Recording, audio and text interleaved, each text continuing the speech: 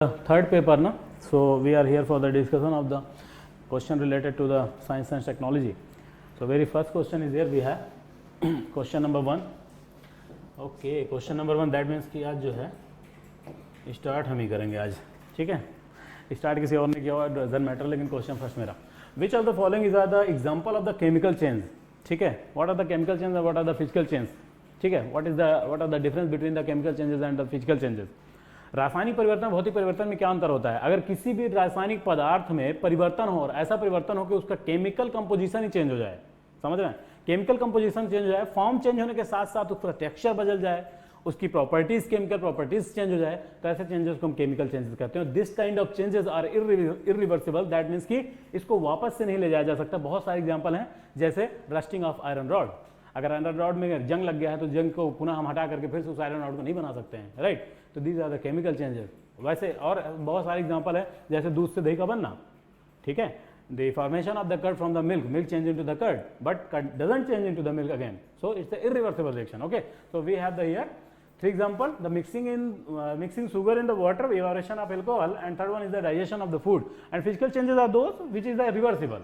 Okay, that means अगर उसमें कुछ मिक्स करके उसका जो फॉर्म ऑफ द स्टेट है, sorry form of the matter है, मटेरियल है, सब्सटेंस है, वो चेंज भी होता है, तो उससे क्या होगा, उसको रिवर्सिबल करके हम पुनः उसमें प्राप्त कर सकते हैं, उसी अवस्था में प्राप्त कर सकते हैं, राइट.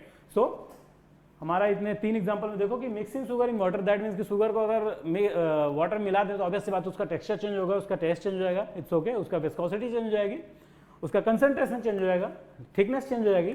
लेकिन अगर हम फिर से क्या करें, उस पानी को गर्म करें तो चीनी नीचे बैठी रह जाएगा, फिर से वाटर हो जाएगा, क्या डिस्टिल वाटर पा लेंगे हम, फिर से वाटर उसमें हमें प्राप्त होगा. तो जो हमारा केमिकल चेंज का एग्जाम्पल पूछा है, तो पहला तो बिल्कुल नहीं है mixing sugar in water. Second में इवेपोरेशन ऑफ एल्कोहल. तो इवेपोरेशन ऑफ एल्कोहल, अगर एल्कोहल क्या हो जाए, वाष्पीकरण हो जाए, तो वाष्पीकरण होने के बाद अल्कोहल वापस नहीं आ पाएगा, ठीक है. डाइजेशन ऑफ द फूड, ठीक है. तो डाइजेशन ऑफ द फूड. तो डाइजेशन ऑफ फूड जो होता है, अगर फूड का डाइजेशन हो जाएगा तो फूड डाइजेस्ट होकर किसमें, एनर्जी में चेंज हो जाता है, ठीक.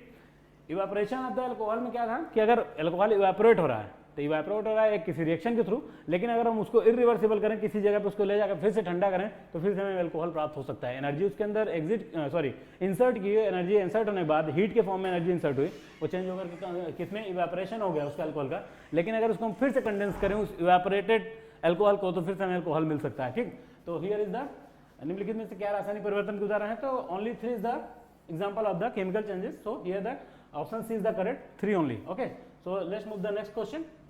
The question number 6, fine. Question number 6. Okay, what is saying? With reference to body mass index, BMI consider the following statement. पहले सबसे पहले आप ये समझिए कि BMI होता क्या है, बॉडी मास इंडेक्स. इसमें जो भी ऑप्शन दिया गया है उसका बहुत कुछ दिया, जैसे it is a major of the daily intake of the calorie requirement by a person to sustain physiological activities. Second, as per the world health organisation WHO, the normal BMI range between the 18.5 to 24.9. Okay, पहली बात तो अब ये समझिए कि जब भी हम अपने बॉडी वेट को, ठीक है, BMI निकालना है, बॉडी वेट को अपने हाइट के स्क्वायर से अगर हम डिवाइड कर देते हैं, बट हाइट मीटर में होनी चाहिए, राइट. जैसे अगर किसी की सेंटीमीटर में हाइट 165 सेंटीमीटर है, तो उसको मीटर में चेंज करें तो 1.65 मीटर. ओके, सो अगर सपोज करो कि 70 is the KG in KG mass, sorry weight of the body, और 1.65 का होल स्क्वायर. अगर इसको हम डिवाइड करेंगे, डिवाइड करने के बाद जो भी हमें यहाँ पे मिलेगा वो हमारा क्या होगा, वो हमारा BMI होगा, बॉडी मास इंडेक्स होगा, ठीक है. लेकिन बॉडी मास इंडेक्स बिल्कुल भी कभी भी ये नहीं बताता कि डेली इनटेक कितनी करनी चाहिए कैलोरी की, कितनी कैलोरी रिक्वायरमेंट है एक बॉडी के लिए, ये कभी भी BMI नहीं बताता है, फाइन. WHO ने इसका एक पैरामीटर तैयार किया, एक रेफरेंस इसका दिया, रेफरेंस रेंजेस दिया, जिसमें उसने बताया कि किसी भी बॉडी का BMI अगर 18.5 से 24.9 है तो क्या हो जाता है, वो नॉर्मल रेंज कहलाती है. अगर 85 से क्या है, अगर 18.5 से अगर वो कम है तो ये क्या हो जाएगा, अंडर वेट हो जाएगा. ये क्या हो जाएगा, अंडर वेट हो जाएगा, ठीक है. और 24.9 तक ये 18.5 से 24.9 इट्स ओके. अगर 25 टू 30 अगर इसका बॉडी BMI है तो ये हमारे क्या कहलाते हैं, ओवरवेट. तो ये कंसीडर किया जाएगा ओवरवेट. लेकिन अब अगर अबव 30 हो जाएगा, ठीक है, दैट मीन्स कि अबव 30 हो जाएगा, तो ये क्या हो जाएंगे, इस कैटेगरी में आ जाएंगे ओबेस, दैट मीन्स मोटापा. ठीक है, तो ये फैटी हो जाएंगे, फैटी इनको कंसिडर किया जाएगा। So here is the option 1 and option 2। तो इसमें से करेक्ट क्या है ये देखना है हमें, तो करेक्ट ओनली 2 है, B option is the correct, कि दूसरा सही है, बाकी ये पहला वाला बिल्कुल गलत है, जैसे हमने बताया कि किसी भी तरह के एनर्जी रिक्वायरमेंट को नहीं शो करता है। ठीक है, क्वेश्चन नंबर 14 यस 14, थोड़ा सा मैच कराना पड़ता मुझे, इधर से हो सकता है कि कभी मिस हो जाए। तो with reference to quantum cryptography, अभी बताओ कि इस पेपर में सबसे अच्छा क्वेश्चन जो साइंस से रिलेटेड क्वेश्चन है वो यही है, क्वांटम क्रिप्टोग्राफी। बहुत न्यूज़ में रहता है, क्यों न्यूज़ में रहता है, क्योंकि हम यहाँ पर क्वांटम क्रिप्टोग्राफी में हम क्या करते हैं, यूजिंग द क्वांटम मैकेनिक्स। ठीक है, क्वांटम मैकेनिक्स का यूज किया जाता है फॉर द किस चीज के लिए, for the distribution of the encrypted keys. ठीक है, पहली चीज तो ये समझिए क्रिप्टोग्राफी क्या कहलाते हैं। अगर क्रिप्टोग्राफी का हिंदी देखोगे तो उसको बोला जाता है कूट लेखन। ठीक है, मतलब कि कोडिंग करना क्रिप्टोग्राफी। ठीक है, एक सपोज करो और एक बहुत ही सिंपल लैंग्वेज में समझिए आप कि जब भी हम किसी को मैसेज फॉरवर्ड करते हैं, जैसे व्हाट्सएप पे हमने कोई मैसेज भेजा, तो अगर किसी डिवाइस के थ्रू भेजें, किसी कंप्यूटेशनल डिवाइस के थ्रू भेजें, किसी कंप्यूटर के थ्रू भेजें, तो आपको पता होना चाहिए कि जो हमारे कंप्यूटर्स होते हैं वो हमेशा बिट्स में काम करते हैं। ठीक है, बाइनरी डिजिट्स में वो चीज़ों को समझता है, 0 और 1 के डिजिट में समझता है। ठीक है, और जब हम कभी भी किसी को प्लेन टेक्स्ट करते हैं, ठीक है, तो प्लेन टेक्स्ट किया, मान लो सपोज करो ए कोई पर्सन है, उसने प्लेन टेक्स्ट किया, किसको, बी को कर रहा है वो प्लेन टेक्स्ट, लेकिन यहाँ पे सबसे पहले इसका इंक्रिप्शन होगा। ठीक है, इंक्रिप्शन होने के बाद ये जो टेक्स्ट है ये इंक्रिप्टेड हो जाएगी। कैसे हो जाएगी, इंक्रिप्टेड हो जाएगी। ओके, अब ये इंक्रिप्टेड फाइल बी के पास पहुंचेगी। ठीक, लेकिन बी के पास पहुंचने से पहले अब इसको तो प्लेन टेक्स्ट ही समझ में आएगा, क्योंकि B is also a person, he is not a computer. ठीक है, तो बी क्या करेगा कि इसको डिक्रिप्ट करेगा। ठीक है, इसके पास डिक्रिप्शन का टूल होगा जो डिक्रिप्ट करेगा, और डिक्रिप्ट होने के बाद क्या हो जाएगी, यहाँ से इसको बी को फिर से वही सेम प्लेन टेक्स्ट देखने को मिल जाएगा। ठीक है, दैट मीन्स कि अगर आप चाहते हो कि आपका डेटा लीक ना हो तो ये आपके पास ये कीज होनी चाहिए। कौन सी कीज, इनक्रिप्टेड की एंड डिक्रिप्टेड कीज। राइट, इसको क्या बोलते हैं, पब्लिक की, प्राइवेट की, 2 टाइप की कीज होती हैं। आपने जब भी क्या बोलते हैं साइट कोई सर्च की होगी, उस पर HTTP और HTTPS hyper text transfer protocol. ठीक है, और hyper text transfer protocol S is what, S is the secure. That means कि वो साइट क्या होती है, बहुत सिक्योर होती है, और खास करके ऐसी साइट्स जहाँ पे कुछ कंट्री के इंटरेस्ट की बात हो, जहाँ पे इकोनॉमिक इंटरेस्ट की बात हो कि वहाँ से डेटा लीक होने पे बहुत ज़्यादा नुकसान हो सकता है, ऐसी जगह पे क्या करते हैं, HTTPS का यूज़ करते हैं। ठीक है, तो इंक्रिप्शन डिक्रिप्शन समझ में आया। इसमें नॉर्मल हम बिट्स का प्रयोग करते हैं, लेकिन क्वांटम क्रिप्टोग्राफी में क्यूबिट्स का यूज़ किया जाता है। ठीक है, और क्यूबिट्स होते क्या हैं, कुछ नहीं, इसमें जो एनर्जी का फोटॉन फॉर्म होता है। फोटॉन क्या होता है, photon is the package of the energy, packet of the energy. ठीक है, तो फोटॉन के स्पिन का यूज किया जाता है इसमें। ठीक, स्पिन आपको पता है कि स्पिन एंटी क्लॉकवाइज हो सकती है और क्लॉकवाइज हो सकती है। ठीक है, किसी भी प्रोटॉन पार्टिकल की। तो जब इसको कीज की तरह यूज किया जाएगा तो इसमें क्या होगा कि ये एक तरह का हैकिंग प्रूफ आपको कम्युनिकेशन सिस्टम प्रोवाइड कराएगा। ठीक है, और हमेशा ध्यान रखना कि क्वांटम क्रिप्टोग्राफी यूज करने के लिए क्वांटम कंप्यूटर का होना जरूरी है, और यही रीजन है कि अभी तक क्वांटम क्रिप्टोग्राफी का यूज नहीं हो पाया, क्योंकि quantum computer is being developed under developing condition. Quantum computer से इस समय बहुत सारे साइंटिस्ट, बहुत सारे कंट्री के साइंटिस्ट जो इसको मिल करके बना रहे हैं, लेकिन इसको बनाना इतना आसान भी नहीं होता है। क्यों नहीं आसान होता, क्योंकि इसको बहुत ही माइनस टेम्परेचर पर इसके क्यूबिट्स को स्टोर किया जाता है। अगर बहुत ही लेस टेम्परेचर पर स्टोर नहीं किया जाता है, ये क्यूबिट्स क्या होंगे, ये वर्क नहीं कर पाएंगे, ये परफॉर्म नहीं कर पाएंगे। क्वांटम कंप्यूटर बनने से, क्वांटम क्रिप्टोग्राफी आने से कोई भी डेटा है, किसी भी तरह का सॉल्यूशन है, वो बहुत ही नैनो सेकंड्स में या मिली सेकंड्स में सारी चीज़ें हैं, बहुत बड़ी बड़ी जो काउंटिंग होगी, बहुत बड़ी बड़ी जो कैलकुलेशंस होगी वो सॉल्व हो सकती हैं। ठीक है, और कहा जाता है कि अगर 40 क्यूबिट्स का भी कोई अगर क्वांटम कंप्यूटर बन के रेडी होता है तो हमारे आज के जो सबसे फास्टेस्ट सुपर कंप्यूटर है उससे बहुत ज़्यादा क्या होगा, कई गुना ज़्यादा रैपिडली वर्क करेगा। Right, so here is the option is assist in establishing hack proof communication system। अभी हमने बताया कि आपके हैक प्रूफ आपको सिस्टम प्रोवाइड करेगा, कैसा, communication system. Second one is the it uses the intrinsic property of the photon for encryption. बताया ना, फोटॉन का यूज करते हैं, इसके क्यूबिट्स को यूज किया जाता है। It's also correct, it works only on the computers. पहले बताया कि क्योंकि क्वांटम है, क्वांटम मैकेनिक्स को एक्सप्लॉइटिंग करने के लिए क्वांटम डिवाइस चाहिए, क्वांटम कंप्यूटर चाहिए। Normal computer is not able या doesn't able to perform this kind of work. Okay, so third is also correct. So 1, 2 and 3 D option is the correct answer. Okay, let's move the next question, the question number 16. Fine.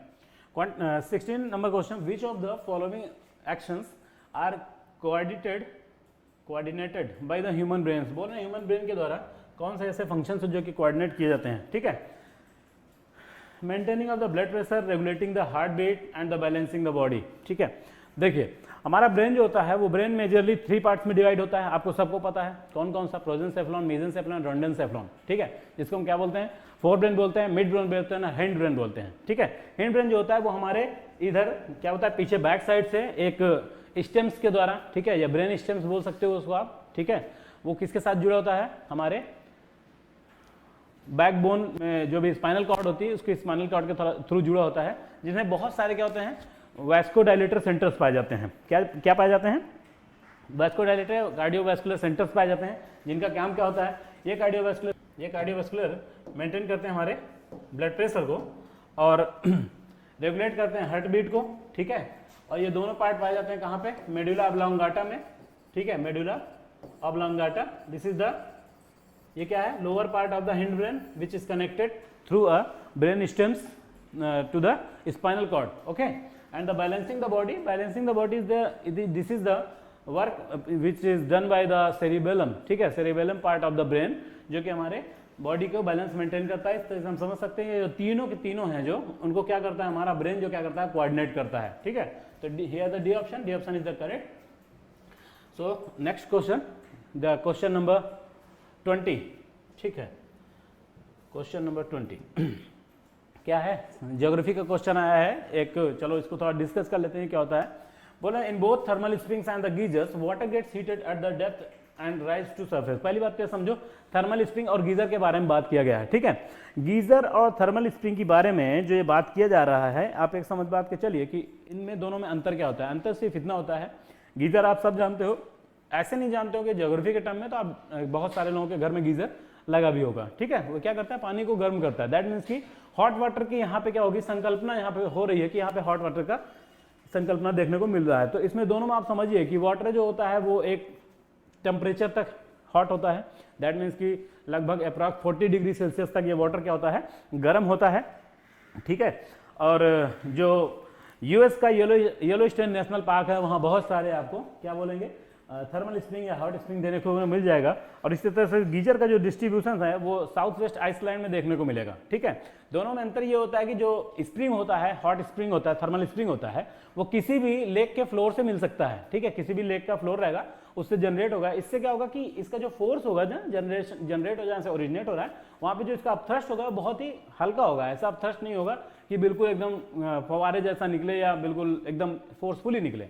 लेकिन in the condition of the geyser the phenomena are the just opposite. यहाँ पे upthrust बहुत ज्यादा होता है, force बहुत ज्यादा होता है गीजर की कंडीशन में, ठीक है। तो इसमें बोल रहे हैं कि in both thermal spring geyser water gets heated at the depth and rise to the surface. बिल्कुल ये गहराई में गर्म होते हैं और ऊपर की तरफ निकलते हैं, सही है। In thermal spring the jet of steam is usually emitted with the explosion. In thermal springs the jet, नहीं ये थर्मल स्प्रिंग्स का नहीं है, ये गीजर की फिनोमिना है। मैंने अभी पहले बताया कि गीजर्स में ऐसा होता है, ठीक है। As compare to the thermal spring, geyser are more common and wide spread across different region of the earth. तो हम आपको पहले ये भी बता दे रहे हैं कि compare to the thermal spring geyser are more common, नहीं thermal more common, this is the more common, ठीक है। जो थर्मल स्प्रिंग्स हैं वो मोर कॉमन है, बहुत जगह देखने को मिल सकते हैं। ये कौन, जो हमारी थर्मल स्प्रिंग्स होती हैं, गीजर्स उतने देखने को नहीं मिलते हैं, ठीक है। तो here this option is also correct and this statement is also, so here the one answer is the correct and A is the correct option, one only, ठीक है। Okay, let's move the next question. So question number 50, question number 50 economics का question है ये, ठीक है। अब science के class में इकोनॉमिक्स भी आप पढ़ रहे हो तो उसमें वो मत करना थोड़ा सा, है ना। और देखो बात करते हैं, क्या बोल रहे हैं, consider the following products, milk, salt, cigarette. बोल रहा है विच of the above product will have a low price elasticity of demand. बोल रहे हैं कि लो प्राइस इलास्टिसिटी, पहली इस बात तो अभी समझिए कि इलास्टिसिटी ऑफ डिमांड होता क्या है, ठीक है। इलास्टिसिटी ऑफ डिमांड की अगर हम बात करें तो आप कह सकते हो कि अ goods price elasticity of demand is considered as a key measure of the how sensitive the quantity demanded is to its price. That means कि अगर प्राइस बढ़ रहा है या प्राइस घट रहा है तो उसके क्वांटिटी, डिमांडिंग क्वांटिटी में क्या इफेक्ट पड़ता है, उसको बोला जाता है इलास्टिसिटी ऑफ डिमांड। और as per the law of the demand we know very well कि अगर किसी भी चीज़ की डिमांड बढ़ती है, ठीक है, तो उसका प्राइस हाइक होता है, और किसी चीज़ का प्राइस बहुत ज़्यादा हाइक होता जाता है तो क्या होता है, डिमांड क्या हो जाता है, डाउन हो जाता है। लेकिन अब सुनिए, पहली बात तो in reality there is no any product, कोई ऐसा गुड्स नहीं है जो कंप्लीटली या आइडियल जीरो या लो प्राइस इलास्टिसिटी ऑफ डिमांड हो सकते हैं, लेकिन zero price elasticity of demand कभी नहीं हो सकता है, ठीक है। तो लो प्राइस इलास्टिसिटी दैट मीन्स कि इनकी प्राइस अगर एक बार बढ़ भी जाए, हाई भी कर जाए, लेकिन इनकी डिमांड में कमी नहीं आएगी, ठीक। तो ऐसे कौन से प्रोडक्ट होते हैं, वही प्रोडक्ट होते हैं या वही गुड्स होते हैं जिनका यूज़ बहुत होता है, जिनका यूज़ बेसिक यूज़ होता है, और जिनके यूज़ के बगैर आई थिंक कि चीज़ें आगे मूव ऑन नहीं कर सकती हैं, या बहुत एक बड़ी पॉपुलेशन जो होती है इनका यूज़ करती है, ठीक है, एक बड़े पैरामीटर पर इनका यूज़ होता है। जैसे इसमें एग्जांपल दिया है मिल्क, साल्ट एंड सिगरेट्स, तो आपको पता है कि मिल्क का यूज़ होगा ही होगा, ठीक है, ये बेसिक आपके फूड मटेरियल्स में आते हैं। साल्ट के बगैर कोई खाना नहीं बन सकता, सब्जी नहीं बन सकती, दाल नहीं बनती है, और सिगरेट की बात की जाए तो आज जो है सिगरेट जो है एक तरीके का क्या हो चुका है, एक तरीका स्टेटस फैशन हो चुका है, ठीक है, एक स्टेटस सिंबल, हर कोई सिगरेट। तो थोड़ा सा इसकी भी जो ज़रूरत है वो बहुत ज़्यादा है, क्योंकि एक बहुत बड़ी पॉपुलेशन सिगरेट को क्या कर रही है, कंज्यूम कर रही है, ठीक है। तो ये is the option number D, this is the best option, कि इसमें से जितने भी हैं सबके सब लो प्राइस इलास्टिसिटी ऑफ डिमांड वाले प्रोडक्ट हैं, ठीक है। ओके सर, क्वेश्चन नंबर 52, ठीक है, 52 क्वेश्चन पे आते हैं। ये HTDV के बारे में बात कर रहे हैं, बोल रहे हैं कि in reference of the hypersonic technology demonstrator vehicle following statements दिए गए हैं, इनमें से कंसीडर करिए कि कौन कौन से स्टेटमेंट जो है वो क्या है, करेक्ट हैं, क्या है, करेक्ट हैं। स्टेटमेंट्स क्या है, पहला बोल रहे हैं कि it is an unmanned scramjet demonstration aircraft for hypersonic speed flight which can cruise at speed of the 6 mach, ठीक है। उसके बाद बोला जा रहा है it is being developed by the DRDO with the assistance of the Israel, UK and the USA, ठीक। चलिए थोड़ा सा बात कर लेते हैं HTDV के बारे में। ये जो हमारा हाइपर टेक्नोलॉजी डिमॉन्स्ट्रेटर व्हीकल है, ये एक अनमैन्ड स्क्रैमजेट इंजन के डेवलपमेंट है या व्हीकल है, कैसा डिमॉन्स्ट्रेटर एयरक्राफ्ट है, जिसका यूज़ क्या होगा, बहुत सारा सिविलियन यूज़ भी हो सकता है इसका, और इसका बहुत सारा यूज़ हो सकता है as a carrier of the missiles, cruise missiles हो गया, ठीक है, उनको ले जाने के लिए इसका यूज़ किया जाता है। कैसी cruise missile, supersonic cruise missile या हाइपरसोनिक क्रूज मिसाइल की तरह इसका यूज़ किया जा सकता है। स्क्रैमजेट इंजन है, तो स्क्रैमजेट क्या होता है, रैमजेट और स्क्रैमजेट क्लास में मैंने डिस्कस किया है, जो लोग मेरी क्लास अटेंड किए होंगे उनको पता है कि what are the difference between the ramjet and scramjet, and what is the scramjet and what is the ramjet. Nothing, ramjet का ही भाई होता है ये स्क्रैमजेट, जिसको बोला जाता है कि सुपरसोनिक कंबशन, ठीक है, सुपरसोनिक कंबशन रैमजेट, ठीक है, SC, क्योंकि उसमें कंबशन जो होता है सुपरसोनिक स्पीड से होता है, ठीक है, और स्पीड ये प्रोवाइड करते हैं हाइपरसोनिक का, और इसी तरह इसीलिए HTDV जो है उसकी स्पीड जो है 6 मैक को क्रॉस या अप्रॉक्स उस तक पहुंच जाएगी। और आपको पता होना चाहिए कि जब किसी भी चीज़ की स्पीड जो है वो 6 मैक के प्लस चली जाती है तो उसको हम हाइपरसोनिक में कंसीडर करते हैं। किसमें कंसीडर करते हैं, हाइपरसोनिक में, ठीक है। Second, it is being developed by the DRDO, ठीक है, यहां तक स्टेटमेंट सही है, ठीक है, it is being developed by the DRDO। लेकिन ये असिस्टेंट वाली बात जो है ना उसको नकार दीजिए, क्योंकि फुली इंडिजिनस इस पे काम चल रहा है, DRDO कंप्लीटली इस पे काम कर रहा है, किसी भी तरह के किसी भी कंट्री की हेल्प और एड नहीं ले रहा है। हाँ, बशर्ते ये है कि after the development of the HTDV bye the DRDO, the India will join the country of that category, कि जिसके पास HTDV जैसा डिमॉन्स्ट्रेटर व्हीकल है। और कैसी कंट्री होगी, ये 4th कंट्री बनेगी, किसके बाद, after China, UK and France. China, UK और फ्रांस के बाद, इजराइल नहीं है, चाइना, USA और फ्रांस, चाइना, USA और फ्रांस के बाद ये चौथी कंट्री हमारी बनेगी, कौन सी, इंडिया, जिसके पास HTDV होगा। तो one option, first statement is correct and second is the wrong, so we have the correct answer option A, ठीक है, one only. Okay, so question number 58, बहुत प्यारा सा क्वेश्चन है दोस्त, इसको देखिए थोड़ा समझिए। विच of the following is not a potential source of the human DNA for the forensic analysis. कह रहे हैं फॉरेंसिक एनालिसिस के लिए कौन सा इसमें से सोर्स नहीं है, potential source of the human DNA नहीं है, not a part of potential, ठीक है। नॉट पे ध्यान देना प्लीज, एग्जाम में और UPSC जो है ये नॉट जो है यहाँ तो बड़ा सिंपल सा लिखा है, उसको बड़ा स्टाइलिश नॉट लिखता है, ऐसा करके स्टाइलिश नॉट लिखेगा, उसको आप बिल्कुल मिस कर दोगे और वहीं पे गलती होने के चांसेस बढ़ जाते हैं, ठीक है। ओके, फॉरेंसिक रिसर्च, ठीक है, यहाँ पे ऑप्शन है सलाइवा, RBC एंड हेयर।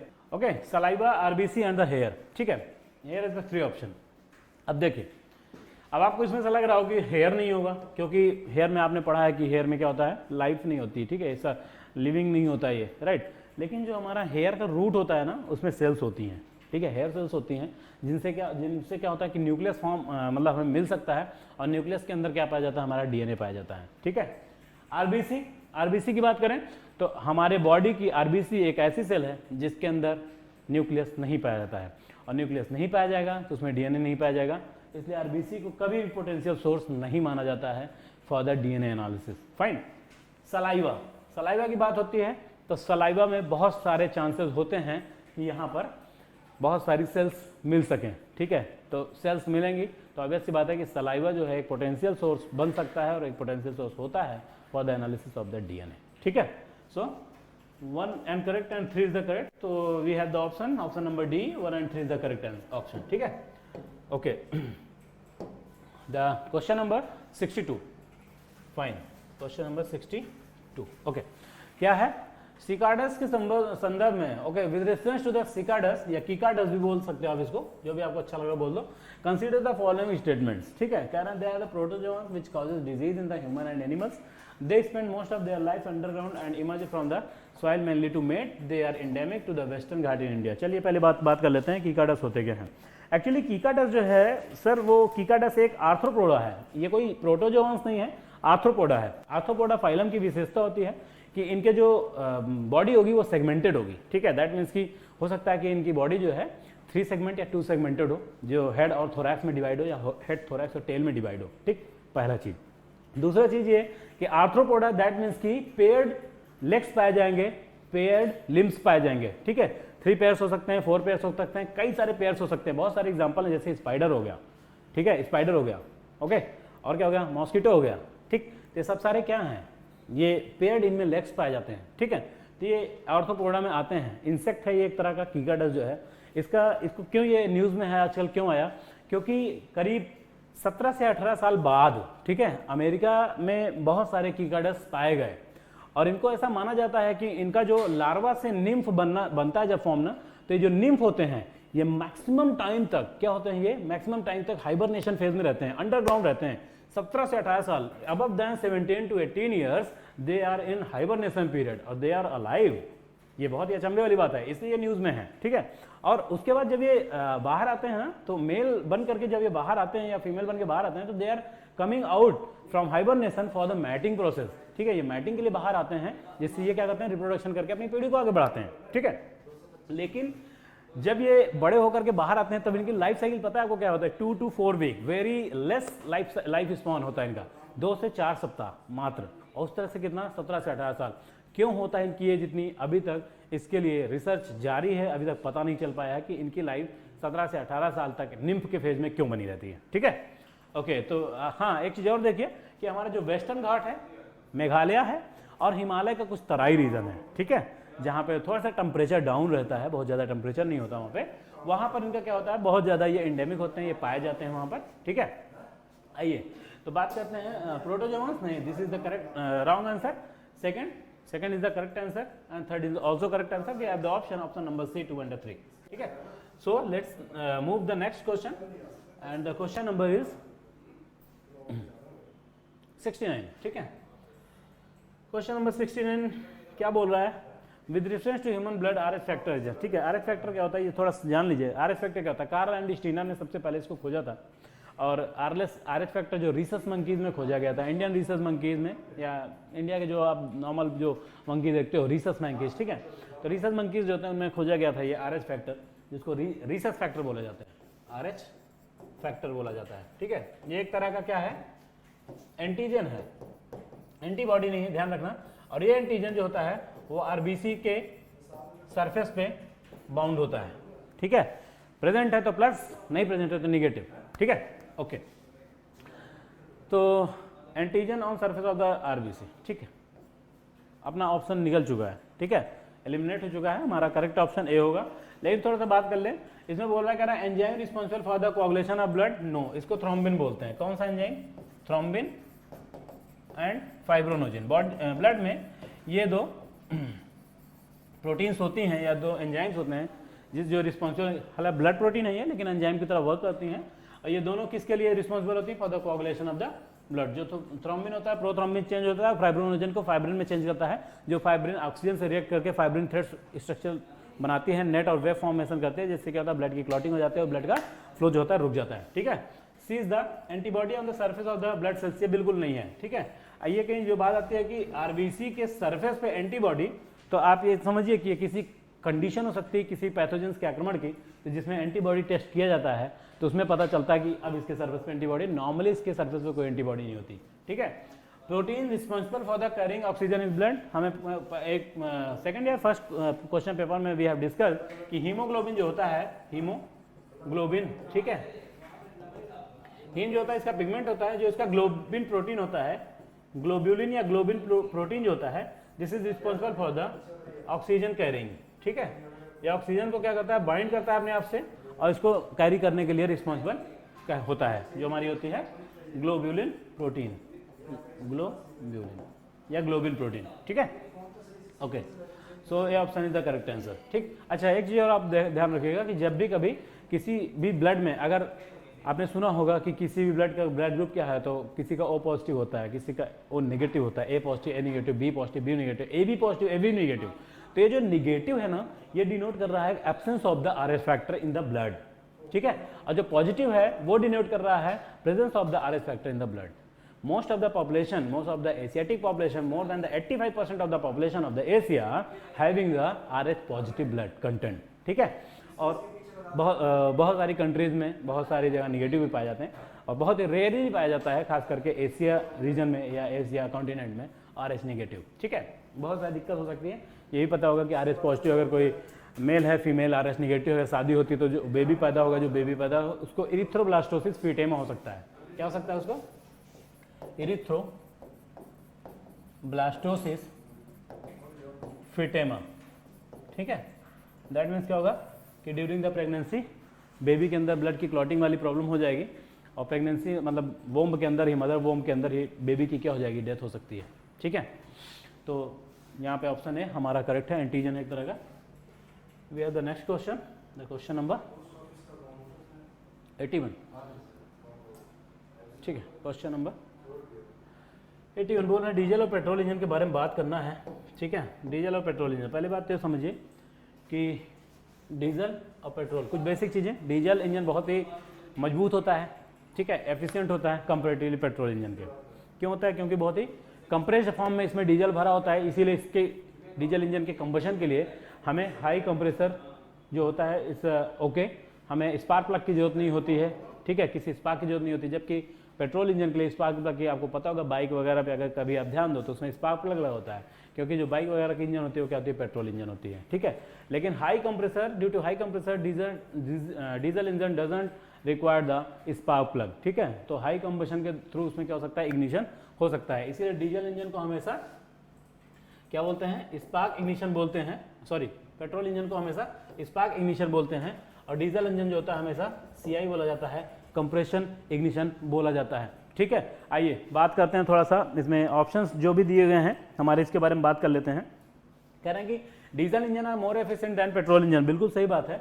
क्यों मोर एफिशिएंट होता है? क्योंकि डीजल जो होता है वो डेंस होता है कंपैरेटिवली पेट्रोल। ठीक है, डेंस होगा तो ऑब्वियस सी बात है कि जब भी उस पर जब डेंस होगा तो उस पर ज़्यादा कंप्रेसर लगाएंगे और एनर्जी का जो प्रोडक्शन होगा वो बहुत ज़्यादा होगा। और आपको पता होना चाहिए कि जो डीजल इंजन होता है वो 15% एनर्जी ज़्यादा प्रोड्यूस करता है comparatively petrol engine. Diesel engine is producing 15% more energy than the या comparatively petrol engine। ठीक है, okay. Second is the option diesel engine involve the high degree of compression. मैंने पहले बताया कि डेंसिटी ज़्यादा है, डेंस ज़्यादा है तो उसको कंप्रेशन ज़्यादा चाहिए। ठीक है, उसको कंप्रेशन ज़्यादा चाहिए, इसीलिए मोर कंप्रेशन। इसमें क्या होता है, पिस्टन्स लगे होते हैं, इंजन में पिस्टन्स लगे होते हैं। ठीक है, then petrol engine. Okay, spark plug ignition is needed. No, spark plug ignition जो होता है ये हमारा किसके लिए रिस्पॉन्सिबल है, पेट्रोल इंजन के लिए रिस्पॉन्सिबल है। Needed in petrol engine but not needed in diesel engine. ठीक है, हाँ बोला स्पार्क प्लग, ठीक है सही बात है कि स्पार्क प्लग इग्निशन जो है वो needed in petrol engine, not needed in diesel engine. ठीक है, तो यहाँ पे क्या बोल रहे हैं कि डीजल इंजन, ठीक है, ये भी करेक्ट है, ये भी करेक्ट है और ये भी करेक्ट है। We have the option D 1, 2 and 3। इसमें तीन के तीनों स्टेटमेंट जो आपके दिए गए हैं वो तीन के तीनों स्टेटमेंट करेक्ट हैं। Fine, okay. So I think last question, the question number 87, hypermetropia. Hypermetropia या हाइपरोपिया, ठीक है, हाइपरमेट्रोपिया, ये हाइपरमेट्रोपिया, इसको आप कहीं कहीं हाइपरोपिया भी आपको देखने को मिल सकता है, फार साइटेडनेस भी देखने को मिल सकता है, फार साइटेडनेस भी देखने को मिल सकता है, ठीक है। हिंदी वाले समझिए थोड़ा सा, जो हाइपरमेट्रोपिया है इसको बोला जाता है निकट दृष्टि दोष, ठीक है, सॉरी दूर दृष्टि दोष, फार साइट सॉरी हाइपरमेट्रोपिया बोला जाता है कि दूर दृष्टि दोष, लेकिन अपोजिट होता है, किसके दूर दृष्टि में दोष नहीं होता है, दोष किसके होता है, जो नजदीक होता है। दैट मीन्स कि इन the condition of the hypermetropia जो क्लोज ऑब्जेक्ट्स हैं, जो नजदीक रखी हुई कोई चीजें हैं, वो ब्लरी दिखाई दे सकती हैं, ठीक है। तो और हमेशा इसके ट्रीटमेंट के लिए क्या यूज किया जाता है, कॉन्वेक्स लेंस का यूज किया जाता है, ध्यान रखिएगा, किसका, कॉन्वेक्स लेंस का यूज किया जाता है। इसका दूसरा एक फॉर्म होता है जिसको बोलते हैं मायोपिया, ठीक है, मायोपिया को शॉर्ट साइटेडनेस बोला जाता है, शॉर्ट साइटेडनेस, ठीक है, शॉर्ट साइटेडनेस भी बोला जाता है मायोपिया को। और मायोपिया में हमेशा क्या होता है कि जो हमारे दूर की जो ऑब्जेक्ट्स होते हैं वो ब्लरी दिखाई देते हैं, क्लियर दिखाई नहीं देते हैं, ठीक है। चलिए ऑप्शंस पे आते हैं, बात करते हैं। ऑप्शन है a person is not able to clearly see the close objects, बिल्कुल करेक्ट ऑप्शन स्टेटमेंट है ये, ठीक है। Second is a convex lens is used to correct this condition, हाँ बिल्कुल कॉन्वेक्स लेंस का यूज किया जाता है ये कंडीशन को बिल्कुल करेक्ट करने के लिए। तो we have the option number C, both 1 and 2 is the correct answer, ठीक है। दैट वाज द लास्ट है, okay. So these are the question related to our science and technology. So hope you guys enjoyed this and thank you to all and wish you a very good luck and best of luck.